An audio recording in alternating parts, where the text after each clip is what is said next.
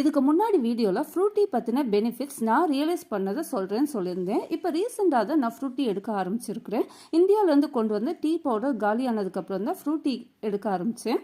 ஜென்ரலாகவே ரொம்ப வெயிட்டாக இருக்கிறவங்க, ஒரு 70-75 kgs இருக்கிறவங்க கஷ்டப்பட்டு டயட் மெயின்டைன் பண்ணி ஒரு 55 kg கொண்டு வந்து வச்சுருந்துருப்போம். ஆனால் ப்ராப்பராக டயட் மெயின்டைன் பண்ணாமலோ எக்ஸசைஸ் பண்ண முடியாமலோ அந்த வெயிட் வந்து மெயின்டைன் பண்ண முடியாது, சடனாக பூஸ்டப் ஆக ஆரம்பிச்சிடும். இப்போ ரீசெண்டாக நான் இங்கே வின்டர் சீசன் அப்படின்றதுனால ரெகுலராக எக்ஸசைஸ் பண்ணவோ டயட் மெயின்டைன் பண்ணவோ முடியல. அப்போ இந்த ஃப்ரூட் டீயை தான் ரெகுலராக யூஸ் பண்ண ஆரம்பித்தேன். Morning 1 time, evening 1 time fruit tea எடுத்துக்கிட்டேன்.